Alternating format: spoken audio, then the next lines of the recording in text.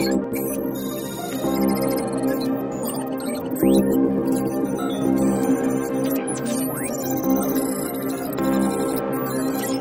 पहली तो बात, लाइफ को इतना सीरियसली लेना बंद करो। जिंदगी एक वीडियो गेम से ज़्यादा कुछ नहीं है। मेरा एक दोस्त है, या ऐसा कह लो कि वो मेरा छोटा भाई है, जान से ज़्यादा प्यारा है। और वो पहले भी जैसे मैंने जिक्र किया, वो एक गेमर है। तो उसके पास मेरा आना जाना लगा रहता है। वो भी जिद में लगा रहता है कि आप भैया यहीं आ जाया करो। वो जानता है भैया बेचारे गरीब हैं, उनके पास कुछ है तो नहीं, ना रहने को जगह, ना खाने को रोटी। तो वो गाए बगाए मुझे बुला लिया करता है। तो मैं चला जाता हूँ उसके पास। मुझे अच्छा भी लगता है पहाड़ों में, तो चला जाता हूँ। और उसके यहाँ पे मैंने गेम्स को बहुत करीब से जाना। हालांकि बचपन से जैसे मेरा जो ग्रोथ है, जो मैं बड़ा हुआ, वो 90s में बड़ा हुआ। तो 90s के जो भी किड्स हैं, 80s और 90s के, स्पेशली 90s, वहाँ से वीडियो गेम एक दूसरे ही लेवल पे चला। टेकन हुआ करता था, और मारियो होता था, कॉन्ट्रा होता था। तो क्या होता था, एक लेवल क्रॉस करने के बाद दूसरा लेवल आ जाता है। तो आजकल के भी जो किड्स हैं, पबजी, फ्री फायर, इनमें क्या होता है कि मतलब आप आज अकाउंट बनाओ और आज ही उतरो गेम के अंदर। तो आज उतरे अगर आप गेम के अंदर, तो पहला अकाउंट होगा आपके पास, कपड़े तक नहीं होते हैं, ऐसे ही उतरता है। और फिर धीरे धीरे जैसे जैसे आपका लेवल बढ़ने लगता है, वैसे वैसे और चीज़ें आपके पास आने लगती हैं। अच्छे स्किन्स आ जाते हैं गन के, और अच्छे अच्छे कपड़े, अच्छे अच्छे ड्रेसेस। मतलब कहने का ओवरऑल जो लाइफस्टाइल आपका जो है एक बेहतर होने लगता है। उसके साथ साथ जैसे आप नए नए गेम में उतरोगे, तो जो भी प्लेयर्स या जो भी बॉट्स उसके अंदर होंगे, और वो बहुत ना लो लेवल के होंगे, बहुत ऐसा गरीब टाइप के होंगे। वो पहले भी ऐसा होता था कि जैसे आप मारियो, कॉन्ट्रा ऐसे कोई गेम खेल रहे हो, तो वो बहुत मतलब लेवल 1 तो बहुत सरल लेवल हुआ करता था। फिर जैसे जैसे आपका लेवल बढ़ता जाता है, जैसे जैसे आपकी रैंकिंग बढ़ती जाती है, वैसे वैसे लेवल्स थोड़े टफ होने लगते हैं। तो लाइफ को मैं वीडियो गेम से बहुत ज़्यादा रिलेट करता हूँ, इसीलिए, क्योंकि ज़िंदगी कुछ ऐसी ही है, जैसे जैसे लाइफ आप जीते जाते हो, वैसे वैसे जो ना लाइफ के लेवल्स बढ़ते रहते हैं। अच्छा, आपको इस प्रकार से ज़िंदगी को देखना पड़ेगा। ये नहीं कि आप पैदा हुए और फिर उसके बाद से जो आपकी ज़िंदगी है, नहीं, ये आपकी ज़िंदगी नहीं है। आप एक वीडियो गेम की शुरुआत ऐसे होती है, जैसे मैं पहले भी जिक्र कर चुका हूँ कि everything comes out of nothing and goes back to nothing. तो सब कुछ नथिंग से एग्जिस्टेंस में आता है, नथिंग से समथिंग होता है, और समथिंग से वापस नथिंग हो जाता है। तो ये नथिंग से समथिंग में जब शुरुआत होती है, इसे हमने एग्जिस्टेंस बोला। अब ये एकदम लोअर लेवल पे भी देख लो आप, एक जो मिनिस्क्यूल जो ह्यूमन कॉन्शियसनेस, ऐसा मान लो, या वैसे कॉन्शियसनेस पे कोई टैग लगाना, ह्यूमन और एनिमल, यही बेवकूफ़ी है। लेकिन अब क्या करें, भाषा की बाउंड्रीज हैं, लिमिटेशंस हैं, कुछ तो बोलना ही पड़ेगा, वरना कॉन्शियसनेस का कोई लिमिटेशन, कोई लेवल कुछ नहीं होता है। लेकिन खैर, समझने के लिए जब नथिंग से, ऐसे समझिए, आपको अलग तरीके से समझाता हूँ। जब नथिंग से एक आत्मा ट्रेवल करती है, कहा जाता है जो भगवान विष्णु हैं वो क्षीर सागर में विश्राम कर रहे हैं, है ना।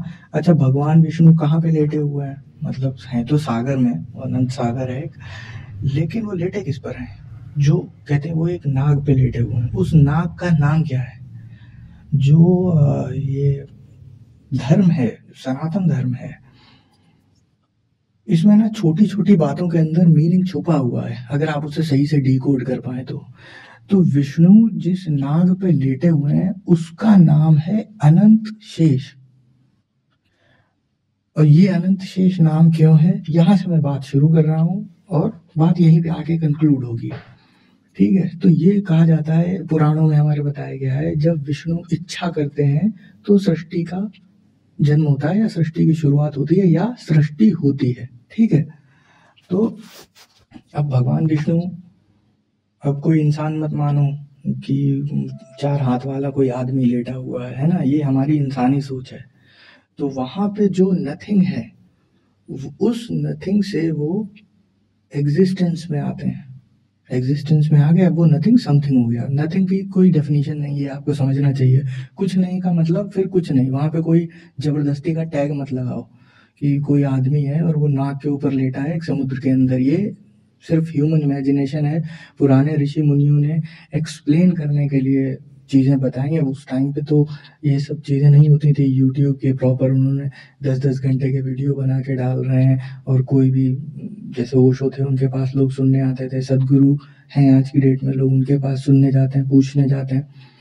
पुराने समय भी रहे होंगे, लेकिन आज क्या है, सदगुरु से एक आदमी ने सवाल पूछा तो यूट्यूब पे वीडियो आ गई, तो अब लाखों करोड़ों लोग उसे सुन सकते हैं। लेकिन पहले तो ऐसा होता नहीं था, जिसने सवाल पूछा उसी को उत्तर मिलेगा। और थोड़ी बहुत जो चीजें लिख दी गई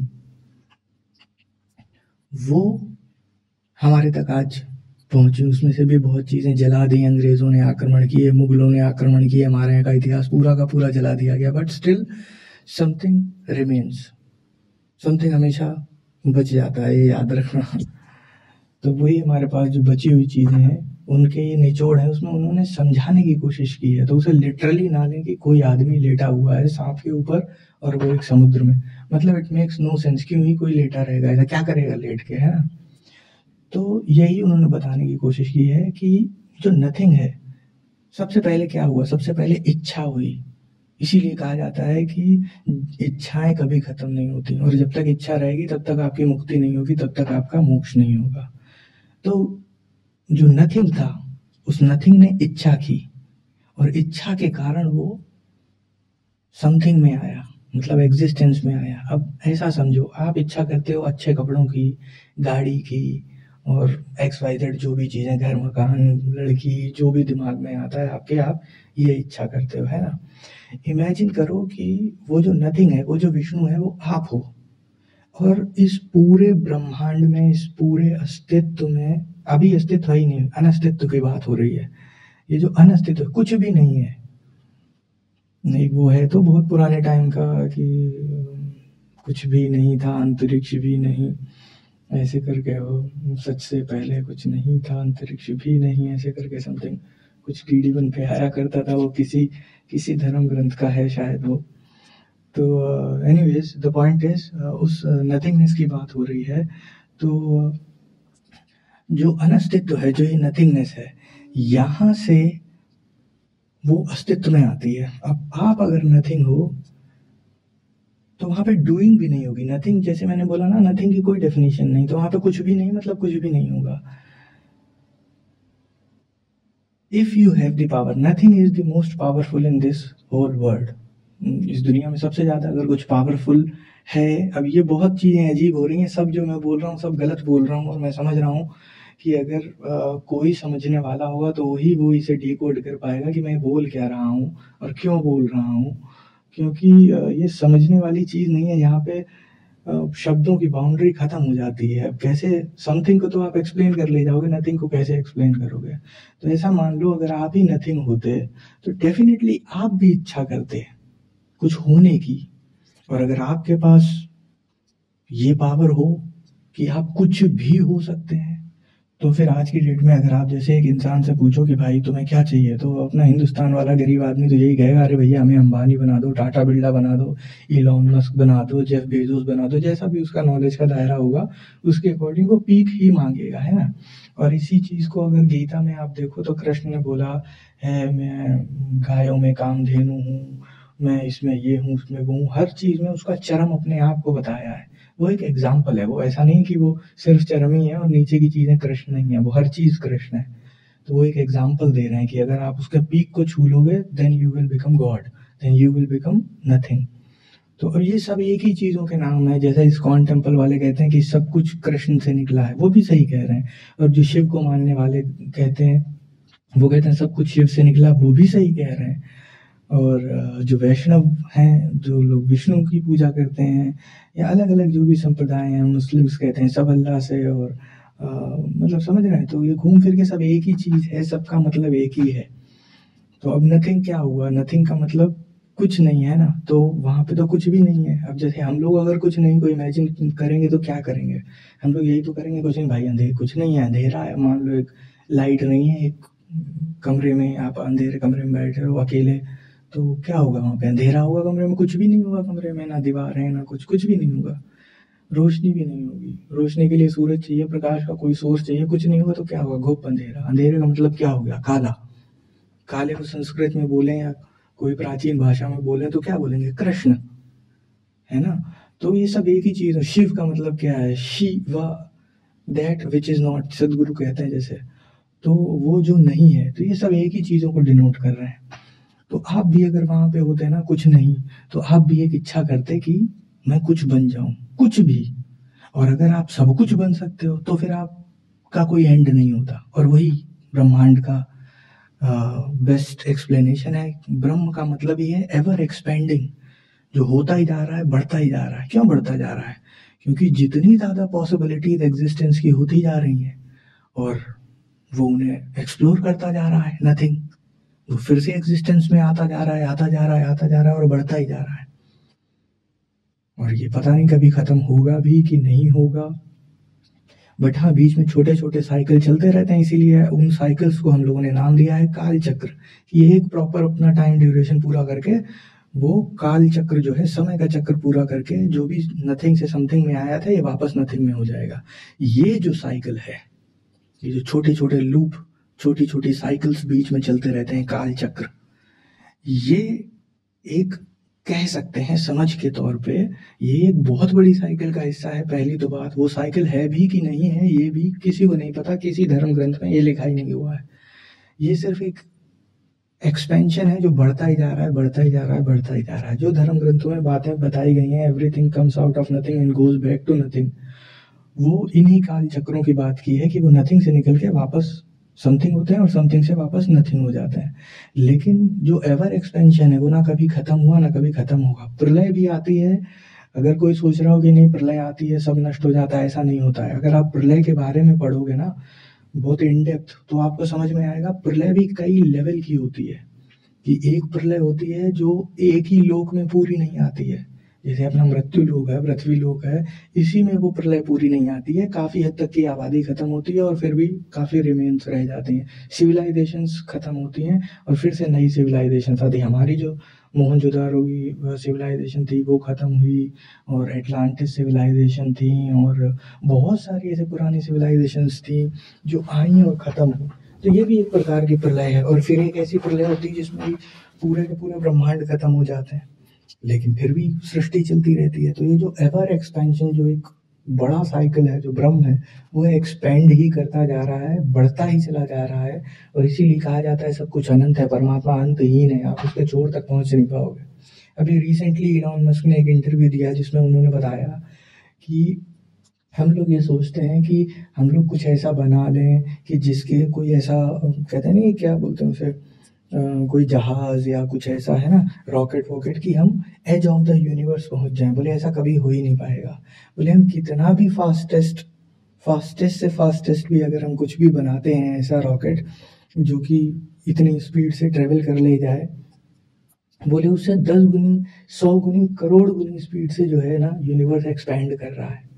तो वो जो कुछ भी एज ऑफ द यूनिवर्स अगर कहीं होगा भी ना, तो हम कितनी भी स्पीड से चलेंगे और उससे 1 करोड़ गुनी ज़्यादा स्पीड से जो है ब्रह्मांड एक्सपेंड करता जा रहा है, तो हम कभी भी एज तक पहुंच ही नहीं पाएंगे। So it's only an illusion कि हम कभी भी एज तक पहुंच सकते हैं कि नहीं पहुंच सकते। तो अब एक सोल के पर्सपेक्टिव से समझने की, पॉइंट ऑफ व्यू से समझने की कोशिश करते हैं कि एक सोल जो नथिंग थी वो समथिंग में आई। अब कॉन्शियसनेस का, जैसे मैंने कहा life is a video game, अब शुरू हुआ उसका, कॉन्शियसनेस का जीवन शुरू हुआ। एग्जिस्टेंस मतलब जीवन, इससे पहले तो नथिंग था, तो फिर जीवन का मतलब नहीं। तो अब जीवन में वो सबसे पहले लोएस्ट लेवल ऑफ कॉन्शियसनेस को एक्वायर करेगा जीवन, जैसे पत्थर। और जब कॉन्शियसनेस का लेवल कम होता है तो फिर पत्थर को कई लोग कहते हैं जड़, जड़ है, लेकिन जड़ का मतलब न्यूनतम स्तर ऑफ चेतना।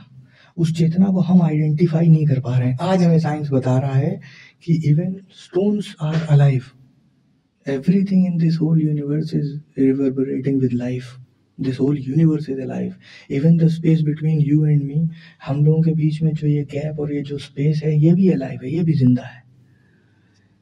तो वो जो कॉन्शियसनेस है वो एक पत्थर का स्वरूप लेती है। अब कॉन्शियसनेस, फिर पत्थर बनते बिगड़ते रहते हैं, फिर आंधी तूफान में आ जाते हैं और रेत के कण बन गए, डस्ट हो गए और फिर मिल गए, फिर उनका अगला जन्म हुआ। जिसे अगर कहा जाए वैसे कॉन्शियसनेस का तो क्या ही जन्म हो रहा है, कॉन्शियसनेस तो वही है, वो तो सिर्फ फॉर्म बदल रही है अपनी। अब वो थोड़ा सा लेवल 2 का कॉन्शियसनेस एक्वायर करेगा, जहाँ पे वो पेड़ पौधे बनेंगे। अच्छा, हर लेवल पे उसका लोएस्ट, उसका मिड और उसका हाईएस्ट होता है। तो पत्थरों में भी ये देखने को मिलता है कि ऐसे कई पत्थर ऐसे देखे गए हैं जिन्होंने मूव किया अपनी जगहों से, कि रेगिस्तान में वो पड़े हुए हैं और वहां पे पूरे पूरे उनके निशान बने हुए हैं, ऐसा वॉकिंग पैटर्न की, ऐसा लग रहा है ये चल रहा है। तो हो सकता है, ये सिर्फ एक गेस वर्क है, हो सकता है, क्योंकि इसे प्रूव करने का कोई तरीका तो है नहीं। So it can only be remain a theory till the time it is not proven it is a theory, and it can never be proven. कैसे प्रूव करेंगे कि पत्थर क्या सोचता है, क्या कर रहा है, कि मतलब सोचने की तो बात ही नहीं उठती है, दिमाग तो है नहीं उसके अंदर, लेकिन वो अपने पॉइंट ऑफ व्यू से क्या क्या चल रहा है उसके अंदर, वहां पे कॉन्शियसनेस क्या कर रही है, ये तो जानना नामुमकिन है। तो खैर, ये उसका लोएस्ट लेवल का जो है टॉप हो गया, लेवल 1 में टॉप, ठीक है। फिर उसके बाद लेवल 2 आया, वो पेड़ पौधे बना। पेड़ पौधे आपने देखा होगा, घास भी है, फिर एक तरफ बड़े बड़े पेड़ भी हैं, बरगद है, पीपल है। हिंदू धर्म में अगर आप स्पेशली देखेंगे, और एंशियंट इंडियंस जो नेटिव अमेरिकन जिन्हें कहा जाता है, या कई ऐसे पुराने रिलीजन हैं जिनमें पेड़ों की पूजा की जाती थी, सेलेक्टिव पेड़ों की, हर पेड़ की नहीं की जाती थी। और ऐसा माना जाता है, आप एवेटार मूवी भी इनफैक्ट अगर देखें तो वहाँ उसमें एक पेड़ को उन्होंने पूजा करते दिखाया गया, एंड दे शोड कि उस पेड़ से आप कनेक्ट हो सकते हैं। आप ज़्यादातर लोगों को देखो, जैसे गौतम बुद्ध को देखो, वो पेड़ के नीचे बैठ के उनका मोक्ष हुआ, है ना। ओशो, वो भी एक पेड़ के नीचे बैठे। क्यों? ऐसे बहुत आपको एग्जाम्पल मिल जाएंगे। ऐसा क्यों होता है? क्योंकि पेड़ ना एक एंटीने का काम करता है, और ये वो पेड़ जो हायर इन एनर्जी है, जिनका कॉन्शियसनेस बहुत ज्यादा है। तो अभी जब कॉन्शियसनेस इनका इतना ज़्यादा है, तो ये क्या हो गया, वो जो लेवल 2 का हायर लेवल के पेड़ हो गए, हायर लेवल के ट्रीज हो गए। कुछ आप ऐसे देखते हैं, अगर नेशनल ज्योग्राफिक और डिस्कवरी ये सब देखा होगा तो ये देखा होगा कि कुछ ऐसे पेड़ हैं जो अपने शिकार को आकर्षित करने के लिए पूरा ट्रैप बना के रखते हैं। कुछ पौधे ऐसे हैं, और वो कीट पतंग जो भी कुछ आके उन पे बैठेगा, और वो एकदम वहीं पे फंस जाएगा, ट्रैप हो जाएगा, और वो बंद हो जाएगा उसी के अंदर, और वो पेड़ उस कीड़े को खा लेगा। मतलब trees are also non vegetarian, देखा जाए तो कितना वियर्ड लगता है। बट ये एक उनमें हल्का सा ना मूवमेंट आया, बल्कि पेड़ों को कहा जाता है कि वो एक ही जगह खड़े रहते हैं। आज साइंस हमें बता रहा है, जैसे पेड़ों के पास से भी फ्रीक्वेंसी निकलती है। तो अगर कोई एक ऐसा इंसान जो कि लव एमिट करता है, बुद्ध जैसे लोग, तो कहते हैं कि जहाँ बुद्ध जाते थे वो पैर रखते थे, वहाँ पे फूल खिल जाते थे। तो हम लोगों को तो अंग्रेजों ने हमेशा सिखा, स्नेक चार्मर्स का देश है, इन्हें कुछ आता जाता तो है नहीं, मजाक उड़ाया हिंदुस्तान का कि ऐसा कैसे हो सकता है। मैं नहीं कह रहा इस चीज़ को लिटरली लो और इसमें खो जाओ कि अरे नहीं ये तो बात सही हो गई, बट आज साइंस हमें बताता है कि अगर बुद्ध जैसा या कोई ऐसा इंसान है, साइंस तो ये नहीं बताता बुद्ध जैसा, साइंस ये कहता है कि अगर कोई इंसान, आप जैसी इंटेंशन लेके पेड़ पौधों के पास जाते हो, तो वो इस चीज़ को कैप्चर कर पाते हैं और वो फिर वैसी ही फ्रीक्वेंसी एमिट करने लगते हैं। जैसे एक ट्यूनिंग फॉर्क दूसरे ट्यूनिंग फॉर्क से रेजोनेट होता है ना, वैसे ही तो वो वैसी ही फ्रीक्वेंसी एमिट करने लग जाते हैं। तो अगर उनके पास अच्छी वाइब्स और अच्छे म्यूज़िक और ये सब चलाए गए, कई एक्सपेरिमेंट्स ऐसे किए गए, तो फसलें बहुत अच्छी हुई। और पेड़ों के आसपास सैड म्यूज़िक चलाए गए, बुरा एटमॉस्फेयर रखा गया, क्रिमिनल्स को ले जाया गया, तो फसल नहीं हुई। यहाँ तक कि कई ऐसे एग्जाम्पल्स हैं, अगर आपको शायद ओल्ड अफ्रीकन कल्चर्स में, एंशिएंट अफ्रीका में, और कई ऐसे ओल्ड कल्चर हैं, अगर आप इंटरनेट पे सर्च करेंगे तो मिल जाएगा, जहाँ पे ऐसा होता था, वो पेड़ों को ना, अगर जंगल में कुछ उन्हें बनाना होता था तो वो पेड़ों को ना काटते नहीं थे, वो रोज़ उस पेड़ को घेर के खड़े हो जाते थे और उसे गालियाँ देते थे, बुरी बुरी बातें कहते थे रोज़। और एक लंबे अरसे बाद वो पेड़ सूखने लगता था और सूख जाता था। अभी भी आप अगर देखो, हिंदुस्तान में एक छोटे से घर में अगर कोई गुलाब का, गेंदे का या कोई भी फूल निकला है, या फूल की दुकान पे आप फूल खरीदने जाओ जहाँ पे जिंदा वाले फूल मिलते हैं, वो बुके वाले फूल नहीं, तो क्या होता है, हम लोग ना पेड़ों की तरफ उंगली नहीं दिखाते हैं या पौधों की तरफ उंगली नहीं दिखाते हैं। और अगर आप इंसानों की बात करो, तो इंसानों में आपस में, ये अपने पिता की तरफ या किसी की भी तरफ जिसको आप रिस्पेक्ट देते हैं, किसी भी कल्चर में उंगली दिखा के बात करना एक अच्छा नहीं माना जाता है। तो ये बुरी चीज़ें मतलब एमिट करता है, तो वो पेड़ पे नेगेटिव इम्पैक्ट डालेगा, फूलों पे, पौधों पे नेगेटिव इम्पैक्ट डालेगा, और हो सकता है वो पौधा सूख जाए। तो बुद्ध जैसा इंसान who is made of love, Jesus जैसा इंसान who is made of love, या कृष्ण जैसा इंसान जो प्रेम की प्रतिमा है, ऐसे लोग जब बाग से निकलते होंगे तो क्या ये कहना गलत होगा कि वहाँ पे फूल खिल जाते होंगे? ये उसी फ्रीक्वेंसी की बात कर रहे हैं। उनका कहने का तरीका कुछ अलग है, आज साइंस कुछ अलग तरीके से एक्सप्लेन कर रहा है, बात तो वही कही जा रही है ना।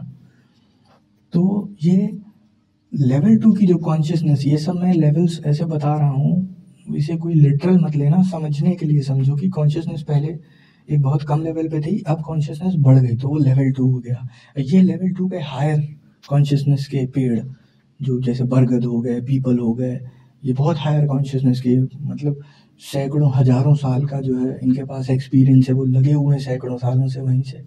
और पेड़ क्या करता है, अगर आपको पेड़ों के बारे में थोड़ी सी नॉलेज हो, नहीं हो तो पढ़ना, तो पेड़ क्या करता है, जब वो मरने वाला होता है ना पेड़, तो जितना भी उसने एक्सपीरियंस गेन किया होता है ना लाइफ टाइम में, कुछ भी, जो भी पेड़ की एक लाइफ होती है, तो वो जड़ों के थ्रू जिन पेड़ों से भी कनेक्ट होता है ना, उनको वो सारा एक्सपीरियंस ट्रांसफर कर देता है और खुद मर जाता है ना? कितनी फैसिनेटिंग बात।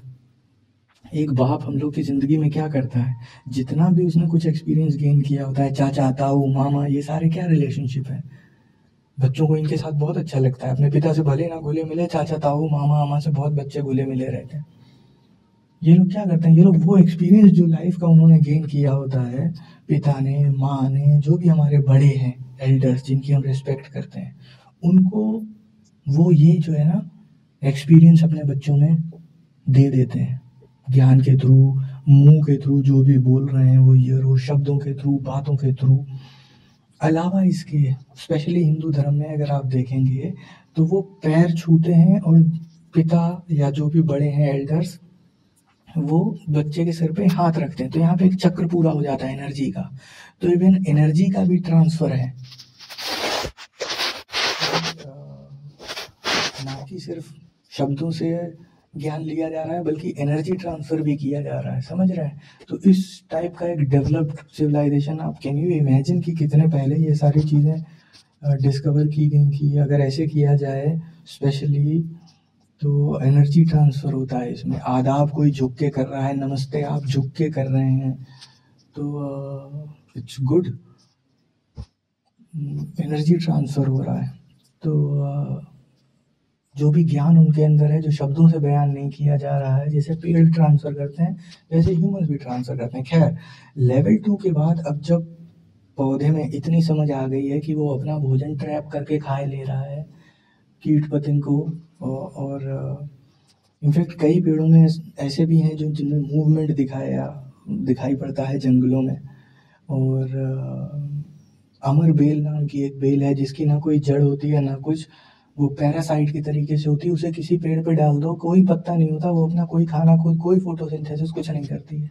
वो सिर्फ बेल होती है, अमर बेल उसे इसीलिए बोलते हैं। वो एक पेड़ से दूसरे पेड़, दूसरे पेड़ से तीसरे पेड़, तीसरे से चौथे, वो सिर्फ खाना जो है, जो पेड़ खाना बनाता है वो वही खाना खाती रहती है। तो देख रहे हैं इंटेलिजेंस डेवलप होने लगा पेड़ों में। अब लेवल 3 आ जाएगा, जब कॉन्शियसनेस थोड़ी और ज़्यादा इंटेलिजेंट होगी। अब यहाँ से कीट पतंग बनना चालू हो जाएगा, फिर हायर लेवल के एनिमल्स हो जाएंगे जो चलने फिरने वाले प्रॉपर एनिमल्स हैं, फिर और एडवांस लेवल के एनिमल्स हो जाएंगे, कुत्ते उत्ते जैसे जो बहुत ज़्यादा समझदार हैं, फिर और एडवांस लेवल के एनिमल जो एकदम मेडिटेटिव, आपको दूर से ही देख के लगेगा गाय, कतई मेडिटेटिव। आप देखो गाय शांत बैठी रहेगी कोने में, छोटा बच्चा होगा वो जरूर बोलेगा, लेकिन अगर कोई आप एजेड गाय देखोगे वो आपको कभी बोलती हुई नहीं दिखेगी, बहुत रेयर। और गाय में इतनी तक पावर होती है कि अगर आपके घर में पुराने ज़माने में लोग गाय पाला करते थे घरों में, भले ही उसका कोई दूध ना निकल रहा हो, कोई उससे प्रॉफिट ना हो रहा हो, फिर भी लोग गाय पालते थे। क्यों? क्योंकि आपके घर पे जो कोई प्रॉब्लम आने वाली होगी, एनर्जी वाइज वो सेंस कर लेगी उसे, और वो कहते थे विपत्ति अपने ऊपर ले लेती थी। अब आप समझ रहे हो इसका लॉजिक, क्यों ऐसा कर सकती थी? क्योंकि उसके पास ये कैपेबिलिटी थी, उसकी कॉन्शियसनेस अब इस लेवल तक डेवलप हो चुकी थी। Now she is very much eligible to be a human. अब वो ह्यूमन के इमोशंस को समझ सकती है, वो ध्यान उसमें उतर आया। अब उसे चेतन होने की, पूर्ण चेतन का जो है उसे मिल जाएगा। अब लेवल आगे बढ़ा उसका, लेवल 3 मान लो या लेवल 4 मान लो। अब ये जो चेतना का स्तर बढ़ा, अब इसमें वो इंसान बन गया। अब आप इंसानों में भी कई तरीके की कैटेगरी देखोगे। कुछ एकदम डम लोग देखोगे, बिल्कुल बेवकूफ़। आप उनसे ना थोड़ी सी भी हिस्ट्री, फिलॉसफी, थोड़ा विज्ञान की कोई बात, ऐसा धर्म की बात, मैंने कई लोगों को कहते सुना है कि यार ये मुझे समझ नहीं आता, कृष्ण मूर्ति क्या बोलते हैं, एलन वॉट्स क्या बोल रहा है, मुझे नहीं समझ में आ रहा है। तो मैंने कहा सदगुरु को सुन लो, ओशो को सुन लो। तो बोले यार मेरी समझ में नहीं भैया, हमें यही है, अपना कमाओ खाओ और यही वो इसी में लड़े मरे जा रहे हैं। पैदा होते हैं कीड़े मकोड़ों की तरह और कीड़े मकोड़ों की तरह मर जाते हैं। किसी को बुरा लगे तो आई एम सॉरी, आपको अपने जीवन पे विचार करना चाहिए, ये कोई जीवन नहीं हुआ। पैदा हो रहे हैं, मर रहे हैं, इसका क्या लॉजिक हो रहा है? जीवन को थोड़ा इन डेप्थ देखो। ये लोएस्ट लेवल ऑफ कॉन्शियसनेस हो गई। फिर ऐसी कॉन्शियसनेस जो एक्चुअली सोच रहे हैं इस बारे में, जिन्हें चीज़ें समझ में आ रही हैं, वो गीता पढ़ रहे हैं तो वो कैच कर पा रहे हैं चीज़ों को, वो रेजोनेट कर पा रहे हैं ओशो से, सदगुरु से, ऐसे लोगों से मिल रहे हैं, एलन वॉट्स को सुन रहे हैं तो बातें क्लिक हो रही हैं अंदर। और बहुत सारे लोग हैं, कृष्ण मूर्ति की बात तो ऐसी होती थी, बुद्ध को सुन रहे हैं तो समझ में आ रहा है, धम्मपद पढ़ रहे हैं उनके पल्ले पढ़ रही है बात, अंधाधुंधी में जीसस को मान रहे हैं, अंधाधुंधी में मोहम्मद को मान रहे हैं, गले काटे दे रहे हैं, ऐसे बेवकूफ़ बहुत मिलेंगे। लेकिन फिर उन्हें समझ में आने लगती है कुरान, फिर उन्हें फ़र्क दिखाई पड़ना बंद हो जाता है कि किसी भी धर्म ग्रंथ की किताबों में कोई फ़र्क है। सब अच्छी बातें बता रही हैं, सब उसी तक ले जा रही हैं, वो एक ही है, उसके अलग अलग नाम हैं, अलग अलग तरीके हैं, लेकिन वो एक ही है। ये एडवांस लेवल के लोग हुए, जो peak of the human consciousness हुई, जो उसके बाद ये कॉन्शियसनेस अपने में चरम कर गई। ठीक है, एज ए ह्यूमन। अब ये वही बात है, यहाँ पे थोड़ी सी शब्दों की ब्लर लाइन आ जाएगी, समझने की कोशिश करना, ज़बरदस्ती मेरी खिंचाई मत करना कभी जीवन में। क्या फ़ायदा, दूसरे को नीचा दिखा के अपना अहंकार ही बढ़ाओगे। समझने की कोशिश करना कि ह्यूमन का एक चरम आ गया, वो सुपर इंटेलिजेंट हो गया, जितना ज्ञान पा सकता था सारा ज्ञान पा लिया, सब समझ लिया उसने, लेकिन अभी वो इस लेवल को ब्रेक नहीं कर पा रहा है। जैसे गाय अपने लेवल पे आ गई, चरम पे आ गई, ठीक है, लेकिन वो उस लेवल को ब्रेक नहीं कर पा रही थी। कई जन्म हुए होंगे गाय के, और फिर एट द एंड ह्यूमन का जन्म हुआ। इसीलिए हमारे यहाँ गाय को माता बोला जाता है, क्योंकि गाय के बाद कहा जाता है फिर उसकी कॉन्शियसनेस इतनी डेवलप हो गई कि अब वो इंसान पैदा हुआ। समझ रहे हैं? तो ये एक सिंबॉलिक है, इसे मतलब लिटरल मत लेना कि अरे फिर तो इतनी गाय हैं और ह्यूमंस तो इतने ज़्यादा हैं, गाय तो इतनी कम है। तो ये बेवकूफ़ी की बातें मत करना, ऐसे लिटरल मत लो, समझने की कोशिश करो। कॉन्शियसनेस ह्यूमन का अभी पीक कर गया, ऐसा समझो। अब क्या होगा? ठीक है, वो ओशो को सुन रहा है, वो बुद्ध को सुन रहा है, वो जीसस मोहम्मद सबको सुन रहा है, कृष्ण को सुन रहा है, राम का जीवन चरित्र देख रहा है, समझ में आ रहा है उसे, लेकिन अभी वो उसे ब्रेक नहीं कर पा रहा है।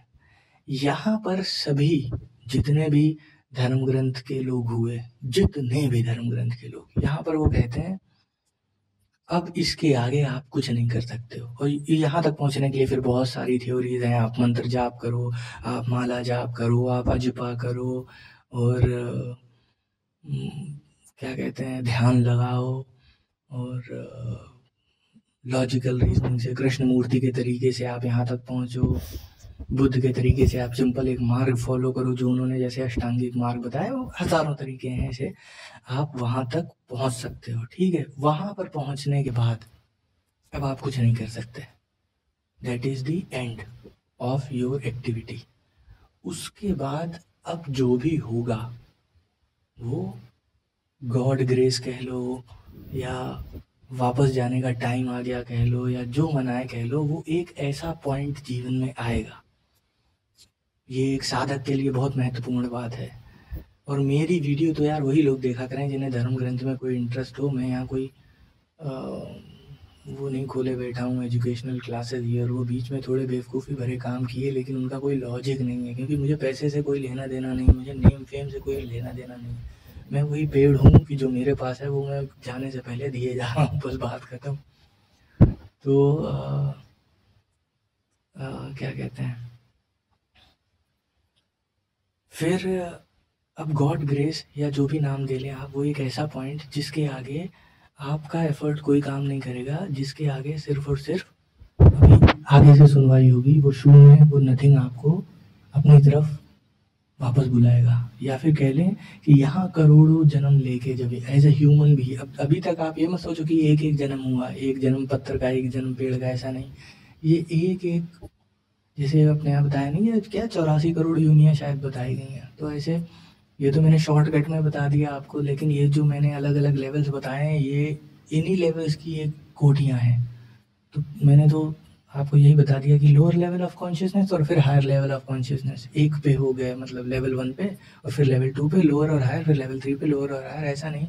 अब एक लेवल में 1 से 2 में जाने में कई करोड़ यूनियाँ आ गई, फिर लेवल 2 से लेवल 3 ऑफ कॉन्शियसनेस जाने में कई करोड़, फिर friction of point 0 point something, 0.000 something, ऐसा करके कॉन्शियसनेस बढ़ रही है। अब आते आते आते आप ह्यूमन कॉन्शियसनेस के उस लेवल पे आ गए हो जहाँ के आगे आप नहीं जा पाओगे, आप कुछ भी कर लो नहीं जा पाओगे, फिर आप फ्रस्ट्रेट होगे, इतना फ्रस्ट्रेशन बढ़ जाएगा कि आप जो है ये भक्त में परिणित हो जाओगे। उससे पहले जो भी भक्ति होती है ना, वो बंडलबाजी होती है। जैसे आज के टाइम में बहुत सारे गुरुज हैं और वो बता रहे हैं और ये वो पैसा कमा रहे हैं, फुल सेटअप लगा के जो है भक्ति की जा रही है, कैमरा लगा के डांस हो रहा है। कैमरा लगा के कहीं डांस होता है? भक्ति तो ऐसा हो गया जहाँ मौज आ गई, नदी किनारे नाचने लगा और रोड पे नाचने लगे, उसे कोई जरूरी है? घर में बैठा बैठा हंसने लगा और हे लोग। भक्त और पागल ये बिल्कुल बराबर लगते हैं। अब मीरा भाई सोचो कि कहाँ किस लेवल की औरत रही होगी, राजा के घर में रह रही और रोड पे नाचने लगी। कबीरदास कहीं कुछ भी कर रहे हैं, उनका जीवन आप पढ़ो, हालांकि आधी बातें तो झूठ मिलती हैं आज की डेट में, लोग फिर बढ़ा चढ़ा के बात बोलते हैं। ओवरऑल यही देखने को मिलता है कि समाज की नज़र में, दुनिया की नज़र में जो इस लेवल पे पहुंच गया, भक्त का एक लेवल है, ये पीक ऑफ ह्यूमन कॉन्शियसनेस है, ये यहाँ पे आप समाज के लिए बिल्कुल बेकार हो चुके होगे, समाज के लिए आप कोई काम के नहीं रह जाओगे, क्योंकि ये जो नॉर्मल सामाजिक ढांचा है ना, ये lowest level of consciousness of humans है। ह्यूमन कॉन्शियसनेस का बहुत ही लोअर लेवल है जो समाज है, जो आपसे कहता है 9 to 5 जॉब करो, रोटी कमाओ। आज के समय में कोई हैं बहुत बड़े बिजनेसमैन हैं, रईस। अच्छा, पैसे से कॉन्शियसनेस को मत कभी भी सोचना कि ये फलाने हैं, ये बहुत रईस हैं तो इनकी कॉन्शियसनेस ज़्यादा होगी। नहीं, कॉन्शियसनेस और पैसे का कोई रिलेशनशिप नहीं है। हो सकता है पैसे वाला भी बहुत ज़्यादा कॉन्शियसनेस का हो, और हो सकता है गरीब भी कॉन्शियसनेस में बहुत ज़्यादा हो। पैसे और उसका कोई डायरेक्ट इनडायरेक्ट कैसा रिलेशन नहीं। ऐसा ज़रूरी नहीं कि गरीब ही कॉन्शियसनेस में ज़्यादा हो, ऐसा ज़रूरी भी नहीं कि अमीर ही कॉन्शियस। कहीं पे बुद्ध और कृष्ण जो कि राजाओं के लड़के हैं, मतलब राजा होके वो हुए, जैन के 24 तीर्थंकर राजा थे, राम राजा थे, राजा के ही पुत्र थे। तो क्या सिर्फ अमीर ही आदमी का कॉन्शियसनेस लेवल होता है? नहीं, ऐसा नहीं। जीसस नहीं थे, मोहम्मद नहीं थे, और कबीरदास नहीं थे, रविदास नहीं थे, और मतलब गिनते रह जाओगे, हर लेवल पे आपको हर तरीके का इंसान कॉन्शियसनेस में हायर और लोअर मिल सकता है। बस लोअर लेवल कॉन्शियसनेस के आदमी की ये पहचान होती है कि वो सामाजिक ढांचे में पूरी तरीके से एडजस्ट होता है, वो अपनी लाइफ को बिल्कुल भी एक्सप्लोर नहीं करेगा, कोई रिस्क नहीं लेगा। और हायर लेवल कॉन्शियसनेस के आदमी की पहचान ये होती है, वो एक्सप्लोरेशन के लिए कुछ भी कुर्बान करने को तैयार हो जाएगा। और ये उसे इस लेवल तक ले आएगी बात कि एक दिन वो सब कुछ कुर्बान कर डालेगा और एक्सप्लोरेशन ही उसके जीवन में रह जाएगी और कुछ नहीं।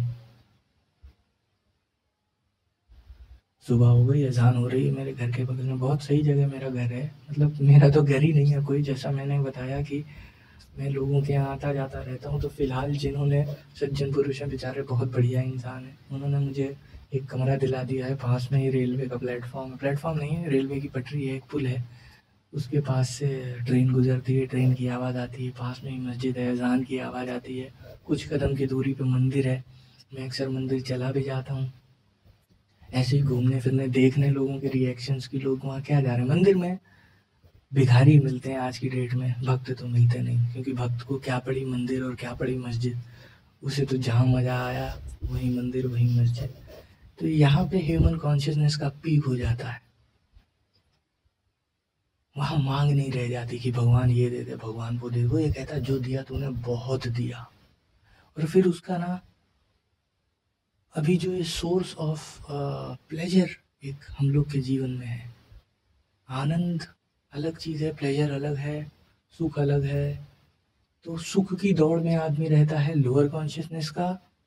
जब पीक ऑफ कॉन्शियसनेस पे पहुंच जाओगे तो इतना ज़्यादा आनंद हो जाएगा कि आप मांगोगे ही नहीं, आप कुछ भी परस्यू नहीं करोगे अपनी लाइफ में। क्यों ही परस्यू करना है? परस्यू ही आप किसी इंतज़ार में, किसी दौड़ में करते हो कि हाँ नहीं मुझे ये चाहिए, मुझे वो चाहिए, तो आप दौड़ रहे हो। जब आप पीक ऑफ ह्यूमन कॉन्शियसनेस पे आ जाओगे, अब मैंने बाकी सबको शॉर्टकट में निपटा दिया और ह्यूमन कॉन्शियसनेस पे इतनी लंबी बात कर रहा हूँ क्यों? क्योंकि समझ ही रहे होगे, आप इंसान हो, आप सुन पा रहे हो इसको, तो वरना क्या बेचारे पेड़ पौधे और जानवर तो इतना नहीं समझ पाएंगे। तो ह्यूमन कॉन्शियसनेस पे थोड़ा ज़्यादा समय इसीलिए दिया। तो जब आप ऐसी जगह पे पहुंच जाते हो जहां आपको दिखने लगता है कि whole universe is auto driven and whatever you have been doing, अब कॉन्शियसली हो सकता है क्या 99.99% यही होगा कि आपको ये नहीं पता होगा कि आपने पिछले कितने जन्म लिए हैं, क्या किया है क्या नहीं किया, ये आपको कुछ नहीं पता होगा। तो आप यही मान के चलते आए हो जीवन भर से कि आप ही नौकरी कर रहे थे तो आपको पैसा मिल रहा था, आप ही सारे डिसीजन ले रहे थे, शादी करने का, बच्चे करने का, परिवार में रहने का, उन्हें छोड़ने का, पानी पीने का, खाना खाने का, नहाने का, ये सारे डिसीजन आप ले रहे थे।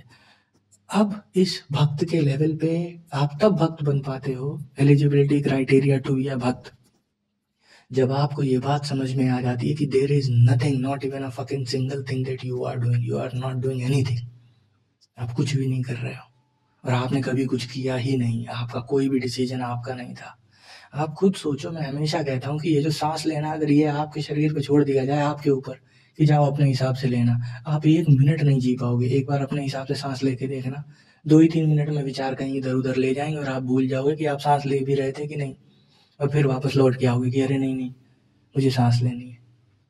नया नया जो ब्रीदिंग मेडिटेशन करते हैं उन्होंने इस चीज़ को एक्सपीरियंस किया होगा। तो हमारे तुम्हारे कि ये कुछ हो नहीं रहा है इस संसार में, बस हम अपने आप को कर्ता समझ के बैठे हुए हैं कि नहीं हम सब कुछ कर रहे हैं, हम कुछ नहीं कर रहे हैं। तो जब ये बात आपको 100% समझ में आ जाती है, बिल्कुल इन डेप्थ, तो फिर आप सारे करने से अपना हाथ पीछे खींच लेते हो। ये भी कहना सही नहीं होगा, क्योंकि आप जब कुछ कर ही नहीं रहे हो तो खींच भी आप नहीं पाओगे। तो अगर खिंच भी रहा है तो वही खिंच रहा है वहीं से। अच्छा आदमी ये कहता है कि अच्छा ऐसा हो रहा है तो ठीक है, हम आज के टाइम में काम करना छोड़ देते हैं। यू कैन नॉट, आप नहीं छोड़ पाओगे। और अगर आप छोड़ पाओगे तो भी आपने नहीं छोड़ा। आप अपने शरीर को सिर्फ एनालाइज करो, आप ये बाहर बेवकूफ़ी की बातों में मत पड़ो, अरे ये क्या बात है, फिर तो मैं ये कर दूं, मैं मर्डर कर दूं अगर मैं ही सब कुछ कर रहा हूँ, ये बेवकूफ़ी की बात है, ठीक है। और जिसमें भी थोड़ी समझ होगी वो ये बात को समझ पाएगा। आप अपनी बॉडी को एनालाइज करो, इसमें खून अपने हिसाब से चल रहा है, दिल अपने हिसाब से धड़क रहा है, आप बैठे दिल को धड़का रहे हो क्या? ये सब अपने आप हो रहा है, पलकें अपने आप झपक के पलक आँख को गीला करती रहती है, वरना आँखें सूख जाए फूट जाए अगर आपके भरोसे छोड़ दी जाए तो। विचार अपने आप चल रहे हैं, अपने आप आइडिया आ जाता है दिमाग में कोई भी, अरे यार ऐसा करते हैं, ये कहाँ से आपने मैनिफेस्ट किया, आपने बनाया, you are not doing anything, ये सब ऑटो ड्रिवन है। जब ये बात इन बिल्ट एकदम बिल्कुल आपको समझ में आ जाती है, तब आप भक्त बन जाते हो कि ओ शिट, मेरी लाइफ में इतना सब कुछ हुआ प्रभु, ये तूने मुझे दिया। फिर दृष्टि उधर रही नहीं जाती, अरे हमें तो कार नहीं मिली, हमें तो घर नहीं मिला, हमें तो बंगला नहीं मिला, हमें तो सुंदर बीवी नहीं मिली, हमें तो सुंदर पति नहीं मिला, ये दृष्टि इधर नहीं रह जाती है। फिर जिंदगी के पॉजिटिव्स दिखने लगते हैं। यार जब तुम कुछ लेकर ही नहीं आए हो, नथिंग से आए हो, और it was not even your wish, तो फिर क्या ही टेंशन। सदगुरु कई अपने प्रवचनों में कहते हैं कि जब यहाँ इसी जन्म में आप कुछ लेकर नहीं आए हो, और जब जाओगे तो कुछ भी लेकर नहीं जाओगे, तो यहाँ जो कुछ भी हो रहा है तो you are anyways on the profit side. आपके पास 1 रुपया भी है तो भी आप प्रॉफिट में ही हो, क्योंकि आप तो खाली हाथ आए थे।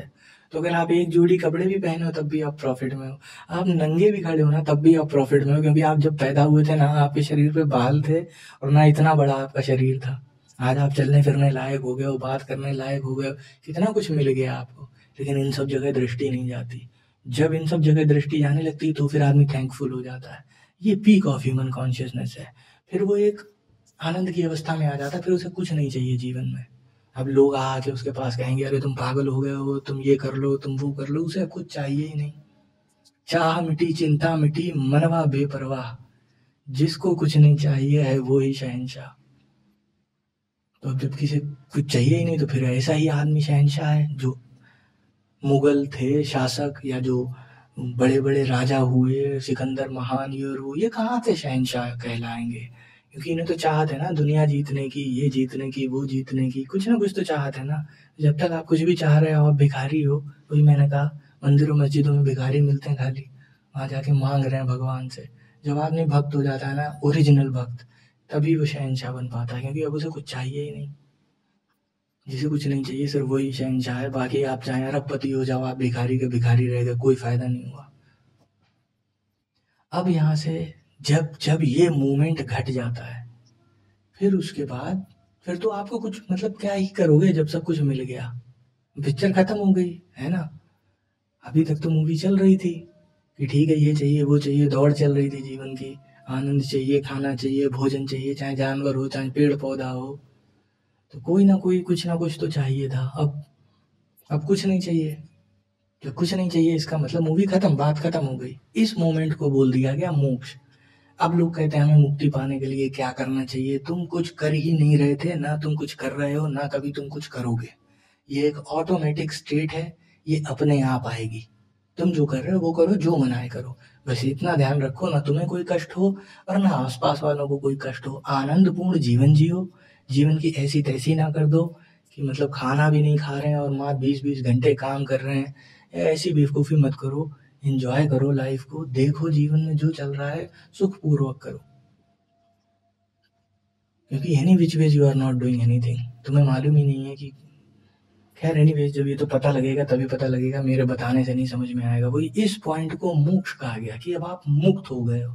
इसके बाद ये जो जैसे मैंने कहा गॉड्स ग्रेस, यहाँ पे वो गॉड्स ग्रेस ऑटोमेटिक इंटरवीन करेगा। कोई भगवान बैठा नहीं है जो आपको आशीर्वाद देगा। ये एक नेचुरल फिनोमिना है, ये प्रकृति का नियम है। ये जिस साइकिल की हम लोगों ने बात की थी, नथिंग से समथिंग में आना और समथिंग का वापस नथिंग में चले जाना, अब ये उस पॉइंट पे कॉन्शियसनेस आ गई।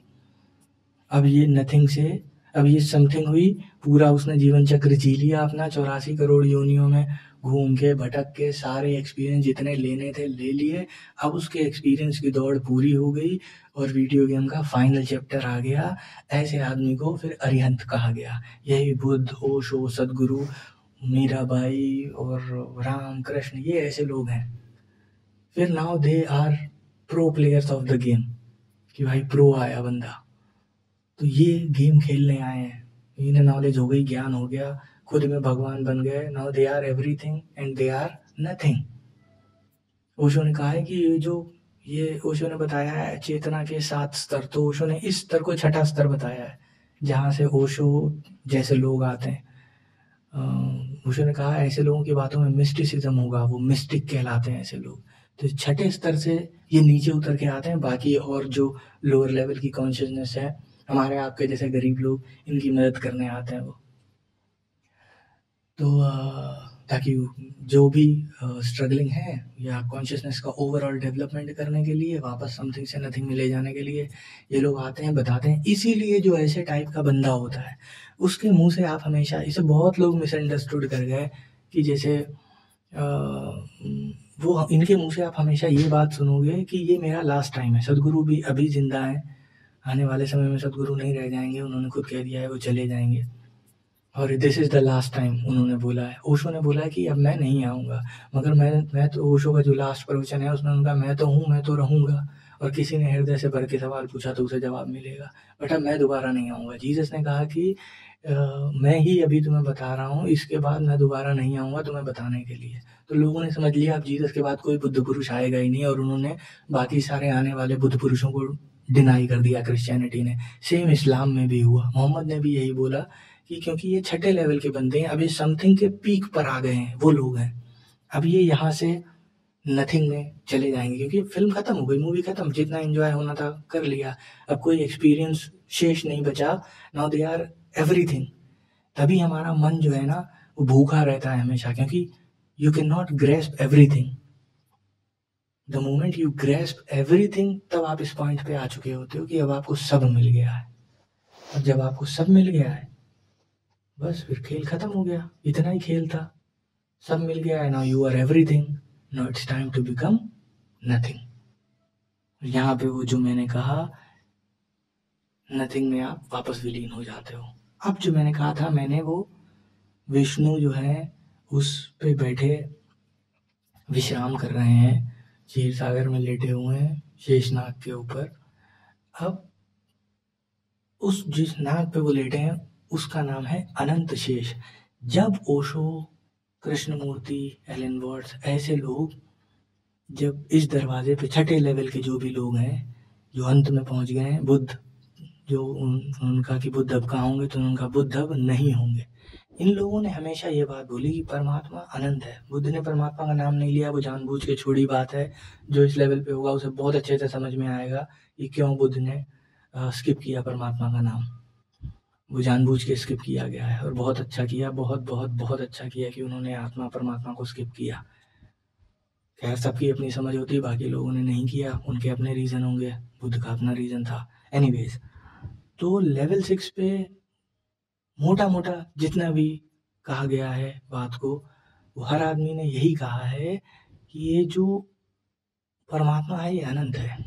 अब ये समथिंग से जो ये आत्मा पूरा एक्सपीरियंस गेन किया उसने, और अब वापस ये नथिंग में पहुंची। अच्छा, हम और आप इस जन्म में, हम लोग को तो मालूम नहीं है पूरा इतना लंबा चक्कर जो हम लोगों ने अभी घंटे भर से बैठ के बात की, हमें तो इसी जन्म के बारे में मालूम है, तो हम तो अपने में अधूरा ही फील करते हैं। हमें तो मालूम नहीं ये क्या है, पूर्ण का मतलब भी क्या होता है, ये कंप्लीटनेस क्या होती है, मालूम ही नहीं। पूरा जीवन अधूरे में ही काटा, हमेशा कुछ ना कुछ चाहिए हम लोगों को, क्योंकि हम लोग अधूरे हैं।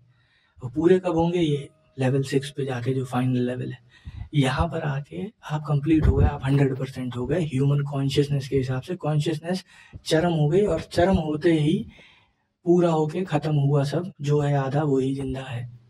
तो पूरा होते ही सब खत्म हो जाता है। जैसे 100% हुआ, वो जैसे घड़ी का जो चक्र होता है, इसीलिए अपने हर चीज़ को साइक्लिकल बताया गया। तो 12 बजे से सुई चलेगी, वापस 12 बजेगा, और फिर सब रात के 12 बजे 0 नहीं हो जाता है, वैसे ही फिर से 0 हो गया, फिर शून्य हो गया। अब जो ये आप शून्य हो गए, इसका मतलब क्या हो गया, अब आप वही शिव हो गए, आप कृष्ण कह लो कृष्ण हो गए, या विष्णु कह लो विष्णु हो गए। हम लोगों ने विष्णु का एग्जाम्पल लिया था, तो उन्हीं का एग्जाम्पल पकड़ के चलते हैं। तो आप फिर से विष्णु हो गए, फिर से नथिंग हो गए। नथिंग कहाँ पर है? नथिंग होने के बाद भी आपको क्या दिखाई पड़ेगा? अभी क्या बचा है? नथिंग हो गया, अब तो बात खत्म हो गई, अब तो कुछ नहीं बचना चाहिए, लेकिन अभी क्या बचा रह गया है? अभी बचा है अनंत शेष, जिस पे विष्णु विराजमान है, जो उस नाग का नाम हिंदू धर्म में या सनातन धर्म में दिया गया, अनंत शेष।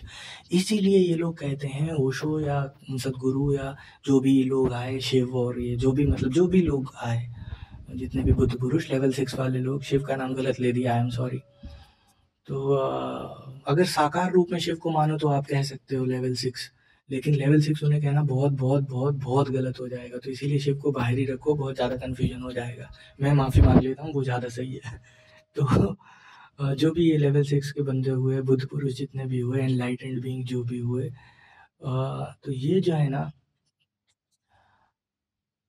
इन्हें अभी ये तो अधूरे से पूर्ण हुए ना, तो इनका जो एक्सपीरियंस बोलता है परमात्मा बन जाने के बाद भी, वो नथिंग हो जाने के बाद भी, इनका एक्सपीरियंस ये बोलता है कि शिट अभी तो जो भी बचा हुआ है ना, सब कुछ हो जाने के बाद भी क्या बचा, आप खुद गॉड बन गए ना, व्हाट रिमेन्स, अनंत शेष, मतलब इन्फिनिट रिमेन्स।